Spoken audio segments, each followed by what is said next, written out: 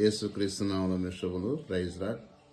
మత్తయి సువార్త 20 అధ్యాయము 10వ వచనంలో చక్కని మాట్లాడు ప్రభు అయిన యేసుక్రీస్తు వారు, నేను మంచివాడినై ఉంటా మీకు కడుపు మంట అంటాడు కదండి. నేను మంచివాడినై ఉంటా మీకు కడుపు మంట.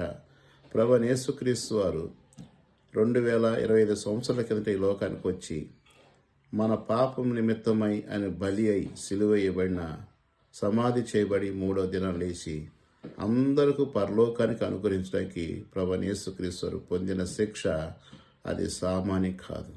ఆయన కలవరి శిలువలో పడిన వేదన మామూలుది కాదు. అయితే ఈ దినాన చాలామంది దేవుని దూషిస్తున్నారు. అంటే వారి సృష్టికర్తను వారే దూషిస్తున్నారు, తెలియక చేస్తున్నారు. అందుకనే ప్రభువైన యేసుక్రీస్తు వారు, నేను మంచివాడై ఉంటా మీకు కడుపు మంట. ఈ దినాన అనేకులు రక్షణ పొందిన వారిని సువార్త చేస్తున్నారు, హింసిస్తున్నారు. ఎందుకంటే వారికి కడుపు మంట. వారి కొరకు మనం ప్రార్థన చేసేవారిగా ఉండాలని దేవుడు కోరుతున్నాడు. సాతాను యొక్క కడుపు మంటతో అల్లజడి చేస్తున్నాడు. భయపడిన అవసరం, దేవుడు మన పక్షంగా ఉన్నాడు. దేవుని మాటలు దీవించును గాక. ఆమేన్.